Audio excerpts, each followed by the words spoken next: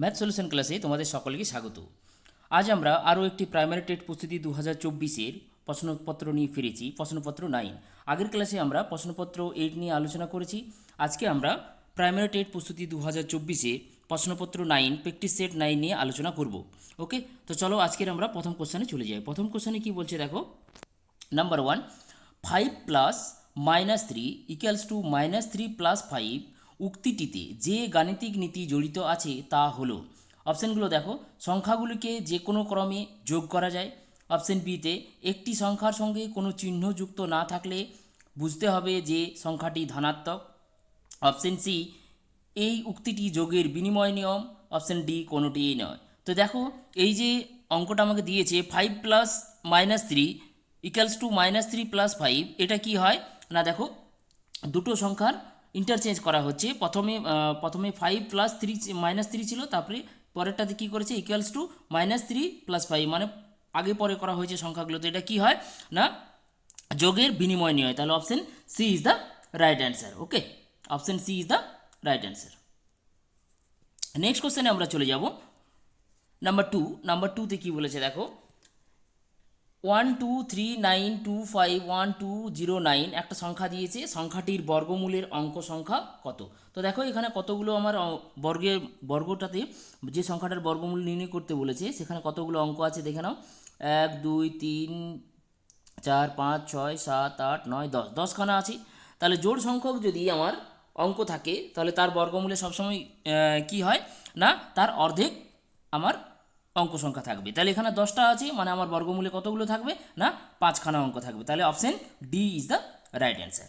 Next কোশ্চেনে আমরা চলে যাব নাম্বার থ্রিতে কী বলেছে দেখো, আসল সুদের হার একই হলে কোনো বছরের 1 ফেব্রুয়ারি থেকে পরের বছর 31 জানুয়ারি পর্যন্ত সময়ের জন্য সুদ এবং 5 ফেব্রুয়ারি থেকে পরের বছরের 4 ফেব্রুয়ারি পর্যন্ত সময়ের জন্য সুদ কত হবে বা কী হবে। এই অপশান কতগুলো দিয়েছে, ঠিক আছে। প্রথম ক্ষেত্রে বেশি হবে, একই হবে, প্রথম ক্ষেত্রে কম হবে, কি সম্পর্ক বহন করবে তা পরের বছরের উল্লেখ না থাকলে বলা সম্ভব নয়। ওকে, এই অপশানগুলো আমাকে দিয়েছে। তাহলে আমাকে দেখতে হবে এখানে কি, যে কত দিনের জন্য সুদটা হচ্ছে। যেহেতু এখানে দেখো একটা জিনিস বলেছে, আসল আর সুদের হার একই আছে, তাহলে আমার টাইমটা যদি একই হয়ে যায় তাহলে সুদটা একই হয়ে যাবে। আর টাইম যদি হেরপার হয় তাহলে আমার যার টাইম বেশি হবে তার সুদ বেশি হবে, যার টাইম কম হবে তার সুদটা কম হবে। তো যাই হোক, এখানে তোমরা যদি টাইমটা নিয়ে একটু চিন্তা ভাবনা করো, দেখো প্রথম ক্ষেত্রে কি আছে, 1 ফেব্রুয়ারি থেকে পরের বছরের 31 জানুয়ারি, ঠিক আছে। 1 ফেব্রুয়ারি থেকে 31, তাহলে প্রথম দিয়ে দেখো, যদি আমরা প্রথমটা দেবো 1 ফেব্রুয়ারি থেকে, যদি আমি ধরে নিলাম যে দুটো ক্ষেত্রে আমি ধরে নিলাম যে লিপিয়ার নয় বছরটা, ঠিক আছে। লিপিয়ার হলেও যা হবে আর লিপিয়ার না হলেও তাই হবে, যা লিপিয়ার নয় সেটাই ভাবছি আমি। তাহলে আমার প্রথম ক্ষেত্রে কী হবে, 1 ফেব্রুয়ারি থেকে ফেব্রুয়ারি মাসে তুমি কতদিন দিন পাবে না, 28টা দিন পাবে প্রথম ক্ষেত্রে, ফেব্রুয়ারি মাসটাতে 28টা দিন। তারপরে চলে যাবে কত, ফেব্রুয়ারি থেকে চলে যাবে পরে একবারে জানুয়ারি পর্যন্ত কতগুলো পাবে তুমি জানুয়ারি পর্যন্ত না, দেখো জানুয়ারি পর্যন্ত মাস পাবে। ফেব্রুয়ারি হয়ে গেল, তো February, March, April, May, June, July, August, September, October, November, December আর জানুয়ারি, মানে তোমার আসছে 11টা মাস। তাহলে প্লাস 11 × 30।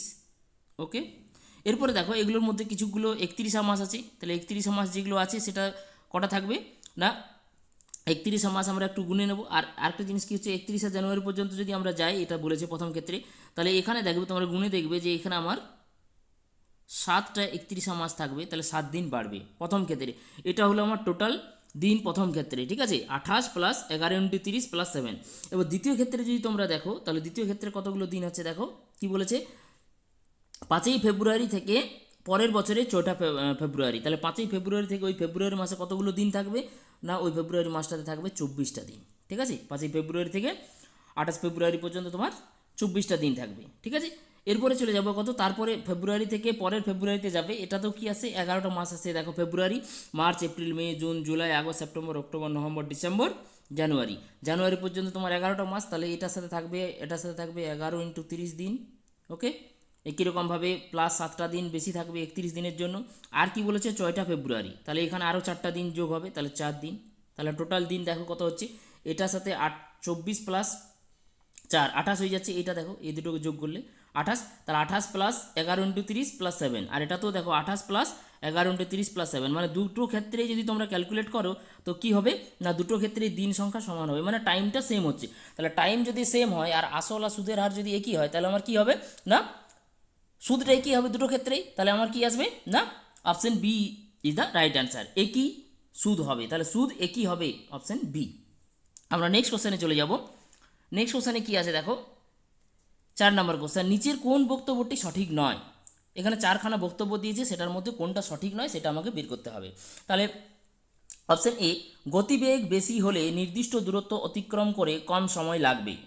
তাহলে কি বেশি হলে, গতিবেগ বেশি হলে নির্দিষ্ট দূরত্ব অতিক্রম করতে কম সময় লাগবে, ঠিক বলছে, কেননা গতিবেগ বেশি হলে আমার দূরত্ব অতিক্রম করতে কম সময় লাগে, ওটা ঠিক বলছে।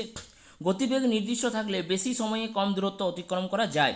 গতিবেগ যদি বলছে একটা নির্দিষ্ট থাকে তাহলে বেশি সময়ে কি হবে কম দূরত্ব যাবে, এটা কিন্তু ভুল বলছে। দেখো যত বেশি সময় ধরে সে যাবে তত বেশি দূরত্ব যাবে, তাহলে এখানে আমার দেখো অপশন বিতে কিন্তু ভুল বললো যে বেশি সময় ধরে কম দূরত্ব যাবে, তাহলে অপশন বি ইজ দ্য আমার রাইট অ্যান্সার। এখানে দেখো পরেরগুলো আর আমি পড়লাম না, নিচের কোন বক্তব্যটি সঠিক নয় বলেছে, তাহলে অপশন বিতে আমরা পেয়ে গেছি, তাহলে option B is the right answer. Next কোশ্চেনে চলে যাব, নাম্বার 5। নাম্বার 5-এ কী বলছে দেখো, গণিত বিষয়ে সামূহিক মূল্যায়ন বলতে বোঝায় শিখন পদ্ধতির মূল্যায়ন, শিখনের জন্য মূল্যায়ন, শিখন পদ্ধতিতে মূল্যায়ন, কোনোটিই নয়। তাহলে এখানে কি আসবে না গণিত বিষয়ে সামূহিক মূল্যায়ন বলতে বোঝায় শিখন পদ্ধতিতে মূল্যায়ন, তাহলে শিখন পদ্ধতিতে মূল্যায়ন, option C is the right answer. Next কোশ্চেনে চলে যাব, নাম্বার 6। নাম্বার 6-এ কী আছে দেখো, নাম্বার 6, গণিতের ভিত্তি কি? গণিতের ভিত্তি কি? ভাগ ও বিয়োগ, বিয়োগ ও গুণ, যোগ ও বিয়োগ, কোনোটিই নয়। তাহলে গণিতের ভিত্তি কি হয় না যোগ ও বিয়োগ, যোগ ও বিয়োগ দিয়ে আমরা সবকে করতে পারি, তাহলে এখানে আমার গণিতের ভিত্তি আসবে যোগ ও বিয়োগ, option C is the right answer, option C is the right answer. Next কোশ্চেনে চলে যাব, নামতা কাকে বলে? অপশন এ, যোগফল স্থির করবার ধারাবাহিক তালিকা, ভাগফল স্থির করবার ধারাবাহিক তালিকা, গুণফল স্থির করবার ধারাবাহিক তালিকা, কোনোটিই নয়। তাহলে এখানে আমার অপশন কি আসবে না option D is the right answer, কোনোটিই নয়। এখানে দেখো তোমাদের অনেকের মনে হতে পারে যে এখানে গুণফল স্থির করবার ধারাবাহিক তালিকা এটা হচ্ছে আমার নামতা, কিন্তু অ্যাকচুয়ালি ম্যাথামেটিক্সে বা গণিতে নামতা মানে গুণফল স্থির করবার ধারাবাহিক তালিকাটা অ্যাকচুয়ালি নামতা নয়, আমরা ওটাকে নামতা বলে থাকি। নামতা বলতে কি বোঝায় না কোনো একটা সংখ্যার গুণনীয়ককেই তার নামতা বলে, ঠিক আছে। নামতা এবং গুণনীয়ক এই কথা দুটো একই হচ্ছে, যে কোনো সংখ্যার নামতা বলতে তার গুণনীয়ককে বোঝায় কোনো একটা সংখ্যা, ঠিক আছে। তাহলে এখানে তোমার কোশ্চেন করেছে নামতা কাকে বলে, তাহলে নামতা মানে এই গুণফল স্থির করবার ধারাবাহিক তালিকাটাকে বলতে পারি না, আমরা ওটাকে কি বলতে পারি না নামতার তালিকা বলতে পারি, ঠিক আছে। তাহলে নামতা কাকে বলে, এখানে আমার কি আসবে না এই তিনটের মধ্যে কোনো অপশানই আসবে না, option D is the right answer. Next কোশ্চেনে আমরা চলে যাব, নাম্বার 8। নাম্বার 8-এ কী বলেছে দেখো, গণিত হলো সৌন্দর্যের প্রবেশদ্বার, গণিত হলো সৌন্দর্যের প্রবেশদ্বার, ঠিক আছে। উক্তিটি কার? ব্যাকন, হগবেন, ক্যাপলার, কেলভিন, এই ধরনের আমরা প্রশ্ন আমরা অনেক পেয়েছি যে কারো উক্তি বলতে বলেছে, দেখবে আগের কোশ্চানে আমরা কিছু কোশ্চেন পড়েছে প্রিভিয়াসের কোশ্চানে গণিত, এই কোশ্চেনটা দেখবে তোমরা খুব একটা পাওনি, গণিত হলো সৌন্দর্যের প্রবেশদ্বার, উক্তিটি কার? তাহলে এটা কার হবে না Kepler, option C is the right answer, option C is the right answer.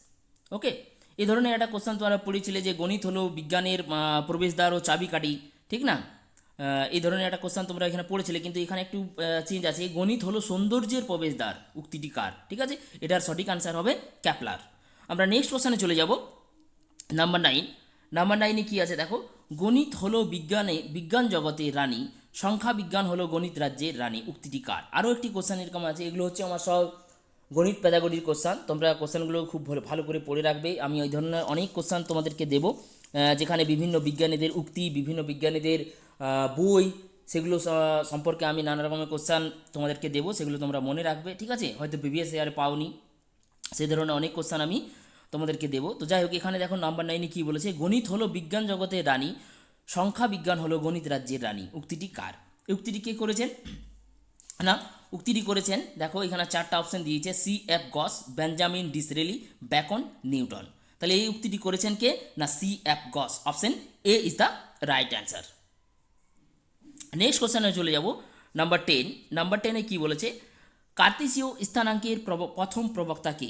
ঠিক আছে, এটাও আরেকটা কোশ্চেন, গণিত প্যাডাগজির কার্টেসীয় স্থানাঙ্কের প্রথম প্রবক্তা কে? কোন বিজ্ঞানী কার্টেসিয়া স্থানাঙ্ক প্রথম বলেছিলেন? তাহলে এখানে দেখো কি আছে, option Newton, René Descartes, Euclid, হকম্যান। তাহলে option B is the right answer, René Descartes. Okay, next কোশ্চেনে চলে যাব নাম্বার 11। নাম্বার 11-এ দেখো কি বলেছে, পি কিউ আর সমকোণী ত্রিভুজের অ্যাঙ্গেল পি কিউ আর এক সমকোণ। তাহলে একটা আমরা ত্রিভুজ প্রথমে এঁকে নিই। একটা ত্রিভুজ হচ্ছে পি কিউ আর, এখান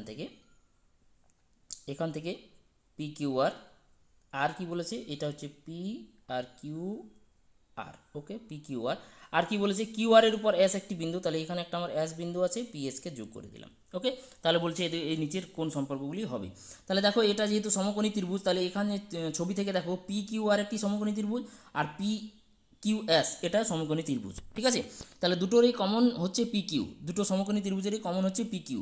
তাহলে পি কিউ স্কোয়ার মানে লম্ব স্কোয়ার। তাহলে আমরা কি জানি, এখানে দেখো পিথাগোরাসের সূত্র থেকে পি কিউ স্কোয়ার সমান কি হয়, এটা হচ্ছে লম্ব পি কিউটা। তাহলে পি কিউ সমান কি হবে, লম্ব স্কোয়ার সমান হয় অতিভুজের স্কোয়ার মানে পি আর স্কোয়ার, মাইনাস কি হয় ভূমি স্কোয়ার মানে কিউ আর স্কোয়ার। বড় ত্রিভুজটা থেকে নিলাম Q R square. Okay, P Q square equals to P R square minus Q R square. Okay, কোন ত্রিভুজ থেকে, পি কিউ আর সমকোণী ত্রিভুজ থেকে। এটা পিথাগোরাসের সূত্র থেকে পায়।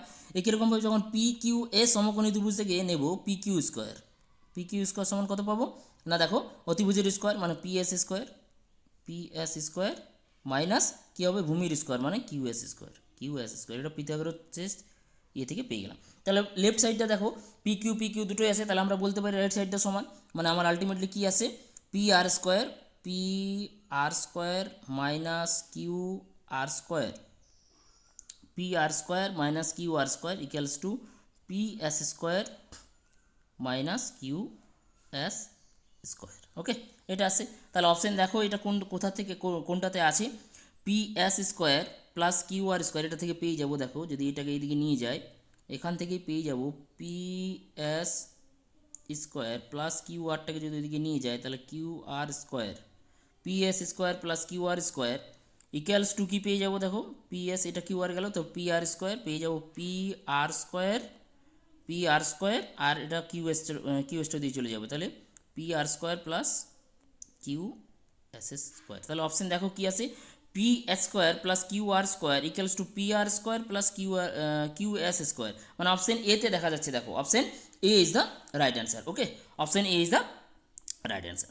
নেক্সট কোশ্চেনে চলে যাব নাম্বার 12। নাম্বার 12-এ কী বলেছে দেখো, একটা কোশ্চেন, ত্রিভুজ এ বি সি এর অ্যাঙ্গেল এ সি বি সূক্ষ্মকোণ এবং এডি পারপেন্ডিকুলার টু বিসি হলে এগুলোর মধ্যে কোনটা আমার আসবে। ঠিক আছে, তো এখান থেকে দেখো একটা আমরা যদি ছবি এঁকেই নিই, এবিসি একটা ত্রিভুজ নিলাম, এবিসি একটা ত্রিভুজ যার এসিবি, তাহলে এসিবি এই কোণটা বলেছে সূক্ষ্মকোণ। ঠিক আছে, তাহলে এডি পারপেন্ডিকুলার টু বিসি, তাহলে এইখানে আমরা ডি নিলাম, এডি পারপেন্ডিকুলার টু বিসি মানে এটা 90 ডিগ্রি বলেছে। ঠিক আছে, এটা 90 ডিগ্রি। ওকে, এরপর বলেছে এখান থেকে কোনটা আমার সঠিক আসবে। ঠিক আছে, অপশান কতগুলো দিয়েছে এডিবিসি এটা। তাহলে এখান থেকে দেখো এবি স্কোয়ার সমান কী পাবো, এবি স্কোয়ার সমান এখান থেকে দেখো কোন ত্রিভুজ থেকে নেব, এ বি ডি সমকোণী ত্রিভুজ থেকে এবি স্কোয়ারটা নিলাম মানে অতিভুজের স্কোয়ার সমান কী হয়, লম্ব স্কোয়ার প্লাস ভূমি স্কোয়ার, মানে আমার আসবে কত, AD square plus BD square. ঠিক না, BD square. Okay, AD square plus BD square আমরা কোথা থেকে নিলাম, এ বিডি সমকোণী ত্রিভুজ থেকে। তাহলে এখান থেকে দেখো এডি স্কোয়ার সমান কী পাবো, এডি স্কোয়ার সমান দেখো এডি স্কোয়ার সমান এই সমকোণী ত্রিভুজ থেকে এ সি ডি থেকে কী পাবো, এডি স্কোয়ার মানে লম্ব স্কোয়ার সমান কি অতিভুজের স্কোয়ার মানে এসি স্কোয়ার মাইনাস ভূমি স্কোয়ার মানে সিডি স্কোয়ার। ওকে, প্রথমটা হয়ে গেল এডি স্কোয়ার প্লাস বিডি স্কোয়ার সমান কী পাবো, বিডি সমান কী পাবো না, বিডি সমান দেখো BC minus CD, BC minus CD, তাহলে এটার স্কোয়ার। ওকে, এটা বি হচ্ছে বিসি মাইনাস সিডি তার স্কোয়ার। তাহলে এটাকে যদি তুমি ভেঙে দাও, তাহলে আলটিমেটলি দেখো কি যেটা পাবে সেটা পাবে এসি স্কোয়ার, এটা যদি ভেঙে দাও AC square plus BC square, এটা তোমরা পাবে যদি ভেঙে দাও, দেখো একটু ভেঙে তোমরা দেখে নিতে পারো, BC square minus 2 BCCD, BCCD, okay, এটা তোমরা পাবে। কি পাবে না AC square plus BC square minus 2 BCCD, okay. তাহলে এখান থেকে তোমার আলটিমেটলি কী পেয়ে যাচ্ছ না, অপশন দেখো কোনটাতে আসছে, AC square plus BC square minus 2 BC CD AB square সমান কোন অপশানে দেখো আছে, option B, option B, okay. আমরা নেক্সট কোশ্চেনে চলে যাব, নাম্বার 13। নাম্বার 13-এ কী বলেছে দেখো, এবিসি এর ভরকেন্দ্র জি যদি GA equals to GB equals to GC হয় তবে এবিসি হলো, চারটা অপশান এখানে দিয়েছে যে কী ত্রিভুজ হবে অ্যাকচুয়ালি, ঠিক আছে। তাহলে আমি একটা ত্রিভুজ নিলাম, মনে করো এবিসি, এ বি সি, ঠিক আছে। তাহলে এগুলো যদি মধ্যমা হয়, আমি ধরে নিলাম যে এগুলো হচ্ছে মধ্যমা, তাহলে এটা এই পয়েন্টটা হচ্ছে জি, ওকে। আর কি বলেছে দেখো, এ জি, এ থেকে জি, জি থেকে বি, আর জি থেকে সি, এদের দৈর্ঘ্যটা সমান, মানে আমরা বলতে পারি জিটাই হচ্ছে আমার পরিকেন্দ্র। যদি এটা নিয়ে আমরা একটা বৃত্ত আঁকি তাহলে জিটাই একটা পরিকেন্দ্র হয়ে যাবে। তাহলে আলটিমেটলি কী হলো যে ভরকেন্দ্র আর পরিকেন্দ্র একটা বিন্দুতেই হয়ে গেছে, ভরকেন্দ্র আর পরিকেন্দ্র একটা বিন্দুতেই হচ্ছে। তাহলে কোন ত্রিভুজের ক্ষেত্রে এটা হয় যে ভরকেন্দ্র পরিকেন্দ্র একটা বিন্দুতেই হয় না, সমবাহু ত্রিভুজ। তাহলে B is the right answer, okay. আজকে এই কোশ্চেন আমরা এখানে শেষ করলাম, নাম্বার 13, ওকে। আমরা পরবর্তী ক্লাস নিয়ে ফিরবো প্র্যাকটিস সেট 10 নিয়ে খুব শীঘ্রই। তোমাদের এই ভিডিওগুলো যদি ভালো লাগে তো লাইক সাবস্ক্রাইব করে রাখো, ওকে, যাতে করে পরবর্তী ভিডিও তোমাদের নোটিফিকেশানে চলে যায়। আমি পরের ক্লাস নিয়ে আবার খুব শীঘ্রই ফিরছি। আজকের মতো ক্লাস এখানে শেষ করলাম, থ্যাংক ইউ।